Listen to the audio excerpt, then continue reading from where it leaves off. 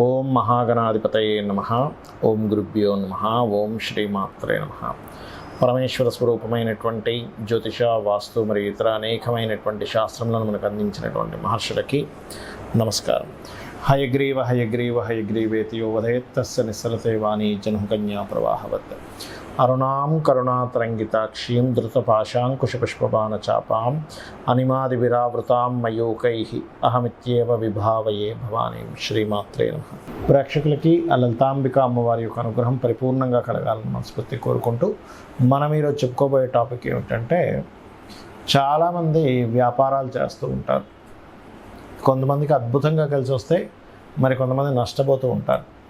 అదేవిధంగా ఆ వ్యాపారాల్లో కూడా కొంతమంది పార్ట్నర్షిప్స్లో చేస్తుంటారు.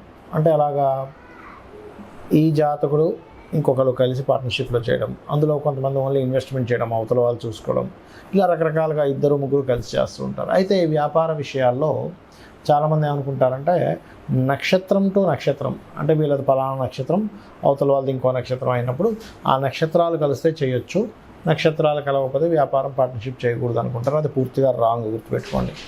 అసలు అది ఎలా చూడాలి? ఎవ్రీ లగ్న అంటే 12 లగ్నాలు, మనకి లగ్నం తెలియని వారు రాసి చూసుకోండి, బట్ లగ్నమే చూసుకోవాలి.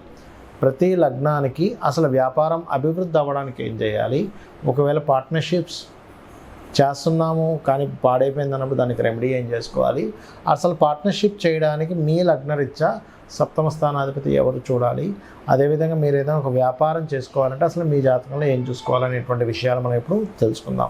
వృషభ లగ్నము లేదా వృషభ రాశి, అసలు లగ్నం నుంచే చూసుకోండి. సర్వసాధారణంగా వృషభం వారికి బిజినెస్ తెలివితేటలు ఎక్కువగా ఉంటాయి, బికాజ్ ఆఫ్ పంచమ స్థానాధిపతి బుధుడు అయ్యాడు కాబట్టి. అదేవిధంగా మరి వాళ్ళకి అంత తెలివితేటలు లేవు, వృషభ లగ్నంలో పుట్టారంటే బుధుడు పాడై ఉంటాడు సింపుల్గా. అయితే అసలు మీరు వృషభ లగ్నం వారు ఏ అధిపతులు బాగుండాలి అనేటువంటిది ఫస్ట్ చూసుకోండి. ఎందుకంటే పార్ట్నర్షిప్స్ కానీ బిజినెస్ కానీ, పార్ట్నర్షిప్ అయితే ఖచ్చితంగా సప్తమాధిపతి బాగుండాలి, అంతేగాని నక్షత్రం బట్టి కాదు. నక్షత్రం బట్టి కేవలం మనసులు కలుస్తాయి, మైండ్ సెట్లు కలుస్తాయి, కానీ బిజినెస్ సక్సెస్ అవ్వాలని రూల్ లేదు, ఇది గుర్తుపెట్టుకోండి. ఫస్ట్ ఆఫ్ ఆల్ వృషభం వారికి కనుక చూసుకుంటే చంద్రుడు 3వ అధిపతి అవుతాడంటే, మీరు ఏదైతే బిజినెస్ ప్రారంభించడానికి, ఒక కమ్యూనికేట్ చేయడానికి, ఇప్పుడు ఏ బిజినెస్ అయినా సరే మనం చెప్పాలి అవతల వాళ్ళకి, ఏమంటే నా ప్రోడక్ట్ ఇలా ఉంది, నా ప్రోడక్ట్ ఈ రకంగా ముందుకు వెళ్తుంది, నా ప్రోడక్ట్ ఇన్ని క్వాలిటీస్ ఉన్నాయి, మేము ఇట్లా సప్లై చేస్తామని మీరు కమ్యూనికేట్ చేయడానికి, కస్టమర్తో మాట్లాడడానికి 3వ అధిపతి చాలా ముఖ్యం. అందుకే చూడండి, ఎవరికైనా 3వ స్థానాధిపతి పాడయ్యాడు అంటే ఏమవుతుంది, వాళ్ళకి సరిగ్గా మాట్లాడడం రాదు. కాబట్టి మీ చంద్రుడు బాగున్నాడో లేడో చూడాలి. మీ చంద్రుడు కనుక పాడయ్యాడు, వ్యాపారం ప్రారంభిద్దాం అనుకుంటే ముందుకు వెళ్ళదు. అలాంటప్పుడు మీరు చేయాల్సింది ఏమిటి, మెడిటేషన్ చేయడము, లేకపోతే శివాలయాలకు వెళ్ళి అక్కడ ఏదైనా పాలను దానంగా ఇవ్వడము, లేనట్లయితే అన్నదానాలు చేయడము, బియ్యం దానం చేయడం చేస్తుంటే చంద్రుడు బలపడతాడు. ఇక నెక్స్ట్ స్టెప్ వచ్చేసి సప్తమాధిపతి మీకు కుజుడు అవుతాడు.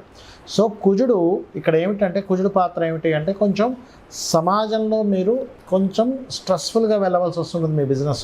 అదేవిధంగా మీకు వచ్చే జీవిత భాగస్వామి కానివ్వండి, లైఫ్ పార్ట్నర్ కానివ్వండి, కొంచెం స్ట్రైట్ ఫార్వర్డ్ నేచర్ ఉన్న వ్యక్తి వస్తాడు అనేటువంటిది కుజుడు చెప్తున్నాడు. అంటే ఏమంటే, మీరు మెంటల్గా మీరు ఫిక్స్ అవ్వాలి, ఒక పార్ట్నర్షిప్ చేస్తున్నాం అన్నప్పుడు మీ కుజుడు ఎలా ఉన్నాడు, మీ మార్స్ కనుక ఎగ్జాల్టెడ్ పొజిషన్లో ఉన్న శుభగ్రహాలతో కలిసి ఉన్నాడు, పార్ట్నర్షిప్స్కి ఇబ్బంది ఏమీ లేదు. అంతేగాని మీరు ఫలానా నక్షత్రంలో పుట్టాడు కాబట్టి అవతల వాళ్ళ నక్షత్రం ఫలానాది కాబట్టి నక్షత్రాల వల్ల బిజినెస్ అనేటువంటిది ఉండదు, ఇది గుర్తుపెట్టుకోండి. కేవలం మనసులు కలుస్తాయి. అంటే ఏమిటి, నక్షత్రం మ్యాచ్ అయింది, అప్పుడేంటి, దీన్ని ఫస్ట్ చూసుకుని దాని తర్వాత నక్షత్రం చూసుకోండి. అప్పుడు ఏంటంటే మీరు చెప్పేది ఆ వ్యక్తికి అర్థమవుతుంది, ఆ వ్యక్తి చెప్తే మీకు అర్థమవుతుంది. కానీ ఇక్కడ సప్తమాధిపతి పాడయ్యాడు, మీకు బిజినెస్ యోగాలే లేవనుకోండి, మనుషులు ఇద్దరు అర్థం చేసుకుంటారు కానీ బిజినెస్ ఫైనల్గా బిజినెస్ పోతుంది. బాగా కలిసే ఉంటారు కానీ బిజినెస్ పాడవుతుంది. ఇక్కడ బిజినెస్ పాడవడం ఒక ఎత్తు, బిజినెస్ బాగుండడం ఒక ఎత్తు, మనసులు కలవడం ఒక ఎత్తు, ఇది అర్థం చేసుకోండి. సో మీ కుజుడు పాడయ్యాడు సప్తమాధిపతి, సమాజంలో మీ ప్రోడక్ట్ వెళ్ళడానికి ఉండేటువంటి ఏదైతే ఉందో అది సరిగ్గా వెళ్ళదు, సమాజంలో రీచ్ అవ్వదు. అప్పుడు మీ కుజుడు ఏ గ్రహాల ద్వారా పాడయ్యాడో చూసుకోవాలి.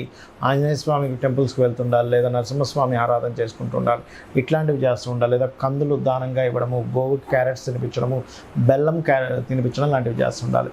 ఇక ఫైనల్గా మనం ప్రారంభించాము, మార్కెట్లోకి వెళ్ళాము, ఫైనల్గా లాభాన్ని ఇచ్చేది ఎవరు మీకు అంటే గురుగ్రహం అవుతుంది. సో ఈ గురుగ్రహం కనుక బాగుంటే ఫైనల్గా లాభాలు వస్తాయి. అంటే బాగుండడం అంటే ఏంటి, పాపగ్రహ సంబంధం లేకుండా శుభగ్రహ సంబంధం ఉంటూ శుభస్థానాల్లో ఉంటూ ఎటువంటి బ్యాడ్ పోర్ట్ఫోలియోస్ రాకుండా ఉండాలి.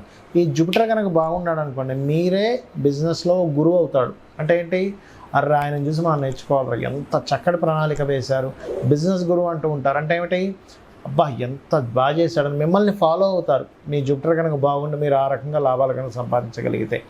అదేవిధంగా ఒక్కొక్కసారి ఆ గురువే కనుక ధనాన్ని ఇచ్చేవాడైతే ఏమవుతుంటుందంటే సర్వసాధారణంగా మీరు దానికి సంబంధించిన ట్రైనింగ్ సెంటర్స్ కూడా పెడుతూ ఉంటారు.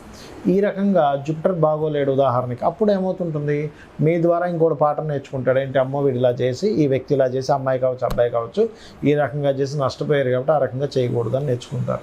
కాబట్టి ఏమిటి, మీకు ఫైనల్గా మీకు ప్రోడక్ట్ వచ్చేసి మీకు ఫైనల్గా మీకు లాభాలు రావాలంటే దత్తాత్రేయుడి యొక్క ఆరాధన చేయడము, దక్షిణామూర్తి స్తోత్రాలు చదవడము, జై గురుదత్త శ్రీ గురుదత్త అనుకుంటూ ఉండడం, అన్నిటికీ కూడా ఏ లగ్నం ఏ రాశి వారైనా సరే లలితసహస్రనామాల్లో ఓం ఇంద్రగోప పరిక్షిప్త స్మరతోనా భజంగికాయ నమః నామస్మరణ చేసుకుంటే కూడా వ్యాపారాలలో లాభం వస్తుంది.